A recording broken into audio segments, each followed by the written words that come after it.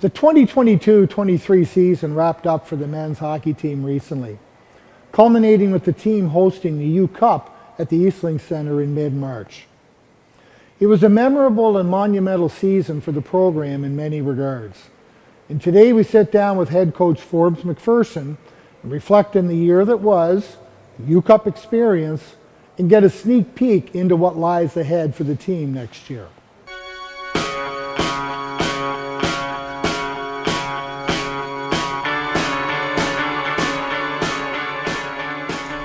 Well, Forbes, it was 205 days ago that you and I sat down over there.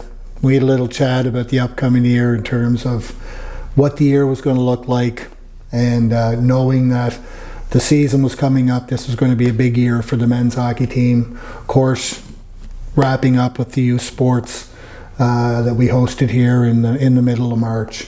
When you think back about it now, it's been about 6 weeks. The tournament's over. Kind of the emotions out of it. You've had time to process it. You've had time to reflect on that whole experience. When you do that, what comes to mind?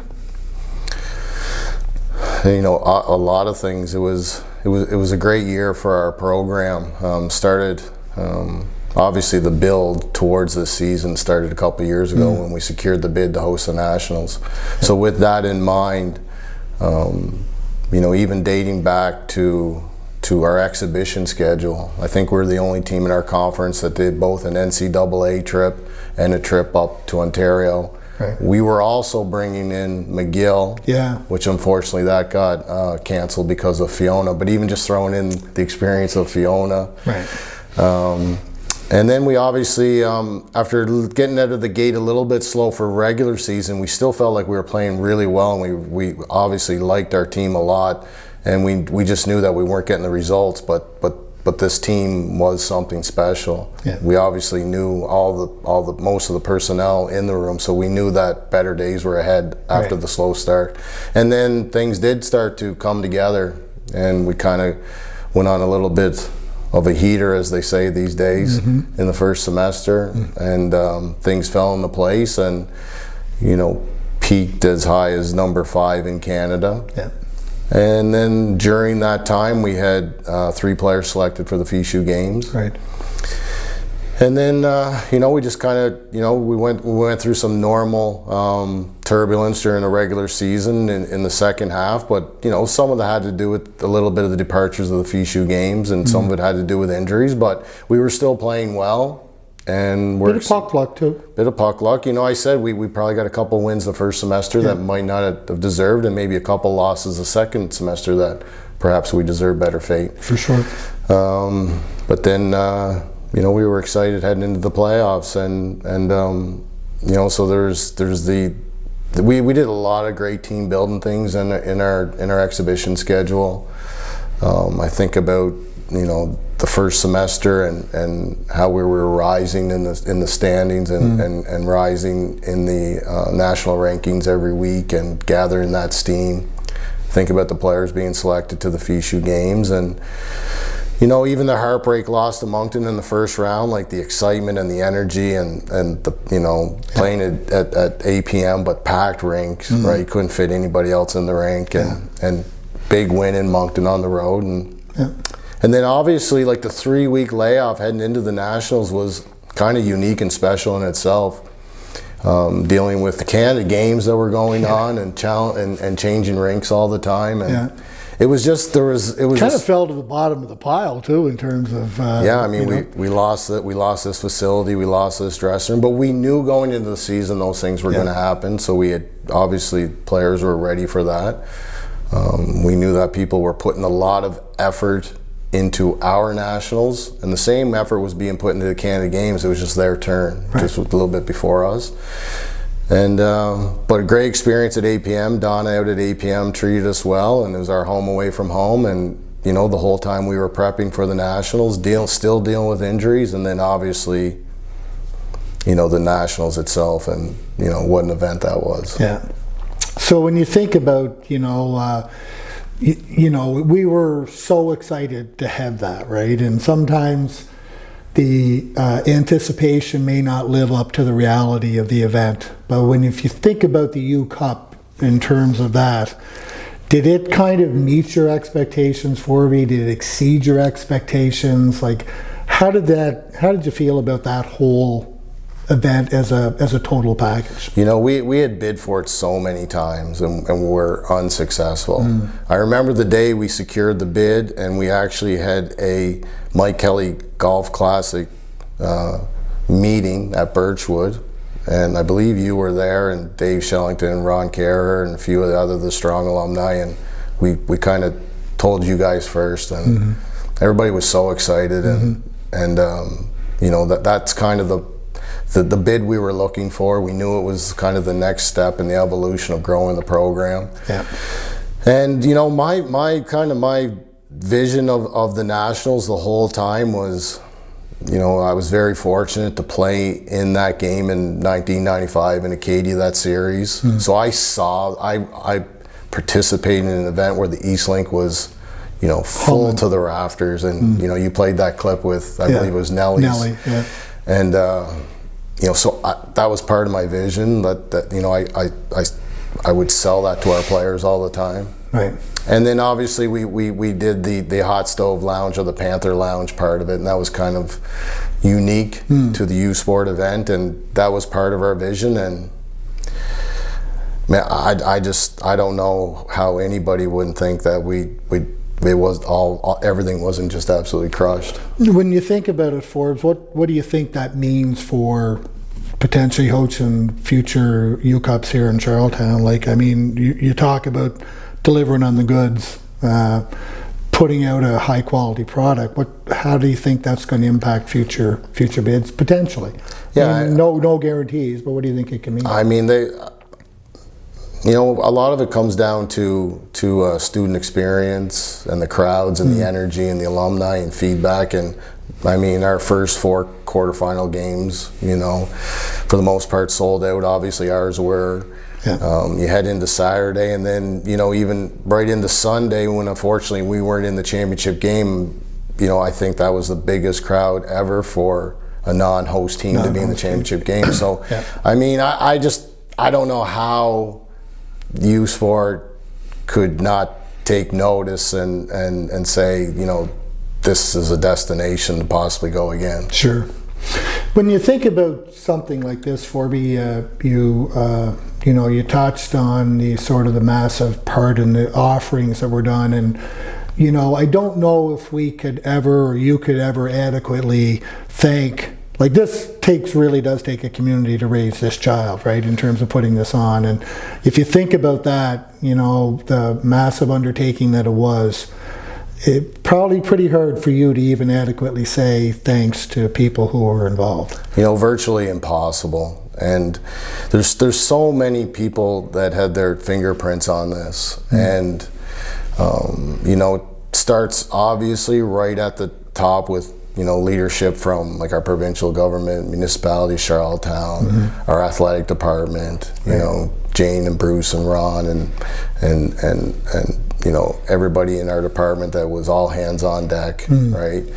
But then you're looking at, like, you know, the Charlottetown Islanders, right? And providing the facility for the week, or being partnership, right? And giving talk about their displacement with Canada Games and U Sport too. The dressing room, everything. So not only did they give us their room, all the, you know, amenities that came with the room and the use of the facilities and everything, just, you know, very first class. Everybody was all hands on deck, and you know, we had you know, a few folks jumping on board, like you know, Trent Burton, Lee Goche for the hot stove lounge side. And once again, I hate to start getting into names because it's I would just feel so terrible to leave names out. But you know, right down to like the volunteers for that week were so critical. You know, the facilities to host U Sports really challenging because it's an 8-team tournament, and there's not really any rinks, the major junior rinks, or really any rink that can house 8 teams. So there's a lot of gear moving back and forth. There's a lot of juggling between ice times and practice times, and that's all volunteers. Sure. You know, making sure that those things are done in you know, the best way possible. And when you're walking around the event that weekend, and I'm seeing the volunteers, and they all got their head down, they're working, and then you know, you see the president of our school, the premier, right? It's a wide spectrum, for sure. And it took everybody. And I said it many times over the course of the weekend. Like there was moments where I was just overwhelmed, right? Because it was such a special weekend. When we were on Sunday evening, when our staff was unpacking the Islanders' room to head out, I literally felt like we were there for a month, because it was just, we spent so many hours there in a short time. But, you know, just an incredible experience. Yeah, for sure. You know, when you speaking on the alumni side of things, Forbes, I think I would share. That's not a term that I would use on a regular basis at all. But the emotion that was attached to that, from what it meant to us to be a part of that, and to have the alumni group there, and to be witness and to see you guys pull off the big win against Calgary, to compete hard against U of A. You know, tried to summon something up at the last minute, 12 hours, 15 hours later in the bronze medal game. But for us, it was a tremendous source of pride too. So it really was a success on all fronts when you think back on it. So next year is going to be quite different, you know, and which brings with it its own excitement, right? You think about, you know, the kind of cycle has turned. You've had Troy Lajeunesse, Kyle Maximovich, the Pilons, Matt Broussard, all these guys, Connor McCachran, TJ Shea, you've had them for a long time. The page has flipped. We're looking at a new era of men's hockey coming in here. The men's hockey team is going to look remarkably different next year than it did this year. A few faces returning, but can you sort of maybe give us, you know, I know you like to kind of keep your announcements a little close to the vest, and that's great, that's fine. But if you can walk us through what the process is looking now, Forbes, and in terms of recruiting and replenishing the stock, if you will, and filling those holes that have been created by the departure of so many players. Yeah, you're right. You know, like we said, we tried to secure the bid for many years, and then when we finally got it, you know, I always knew that Monday after the event, you know, the lights could be turned out, right? Because it was just so much energy and so much time put into it. And with that, like when you're looking at, you know, a normal recruiting year would say be, you know, say 6 new players, something in that. So that would mean like a normal departure would be 6. But when we are hosting the Nationals, like we had some players that had graduated the previous year, and they maybe were more excited about a master's program or come back to upgrade or do whatever it is. There was a little bit more incentive to come back. So, you know, when someone like a TJ Shea or Jordan Mayer or an Andrew Pico says they want to come back for an additional year, and these guys were key players for your team, you're not going to say no. You're not going to say no, right? So it meant that at the end of this year, our graduation class was going to be more significant than previous years. But that's just kind of, those are the cards that are dealt when you're hosting that kind of an event. So yeah, we have a major graduation year this year. A lot of players moving on, as you obviously noticed. Like a lot of guys are already gone pro at the end of this year, which is a feather in their cap and the program as well. So, but you know what? The group that took us to the Nationals and participated in that event, it had been together for a couple of years, right? And you got to remember, like that was also our COVID group, right? So these guys went through a year of not playing hockey, and so we've been through a lot together as a group. And there is a kind of a very exciting part of the Nationals being the closure on that group. And now it really is time to get some fresh faces, you know, get the program re-energized, and so. Not that it was lacking energy. No, not lacking energy, but there is something to your point that I believe a lot of people are kind of re-energized of the thoughts of having a new group. Yeah.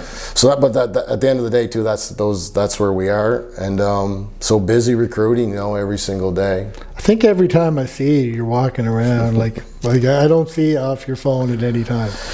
Yeah. Safe to say? Safe to say. It's a lot of time on the phone, a lot of conversations, and but that's the challenge of this year. Right. And to be honest, to this point, if I would have said 2 or 3 months ago, it would have been a very intimidating and daunting task to try to fill all those positions. I think we're in a pretty healthy spot right now. Good. There's still some work to do, no question. Mm-hmm. But it feels right now more like a normal recruiting year, right, whereas we have a couple holes to fill. You're encouraged. Definitely encouraged. The big thing now is once we get this roster together, I always say it takes a year, at least a year of transition into this league, into this conference. Yep.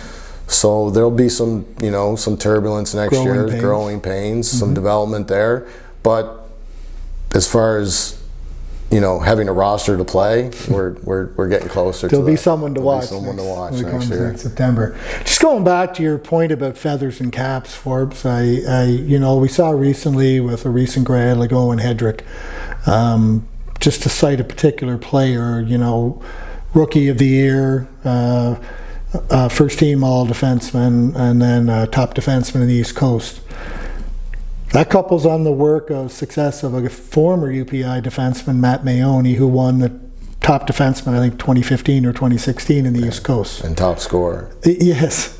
So, you look at it, that's a pretty good feather in the cap, not only for those individuals, but certainly for you as the coach. You have to be looking at that and saying, that's got to be a source of pride for you.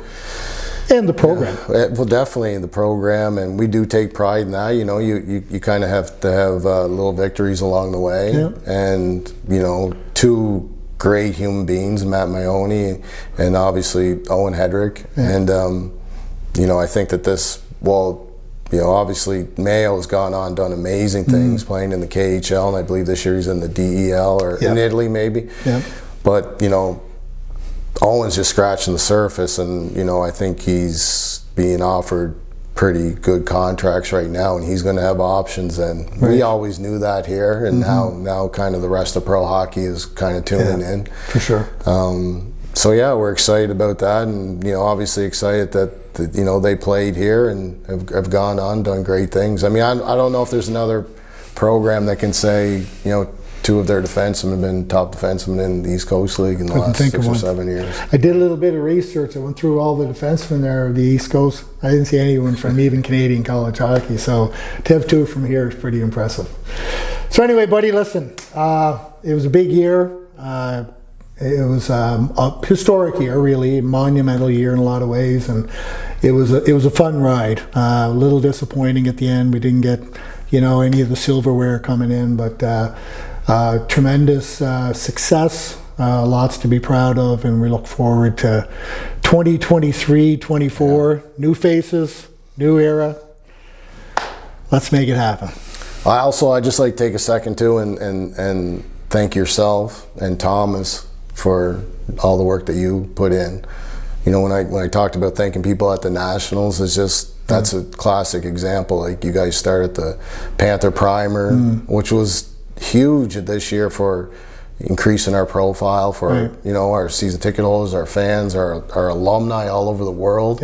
And people took a real keen interest in it and loved the work and everything. So I want to thank you guys for the work that you guys put into that and increasing our the profile of our team. And like you said, let's not stop here, let's keep going. Glad to do it, buddy. We'll be back next year too, bigger and better. All right, thanks, Norm. All right, thanks, Forbes.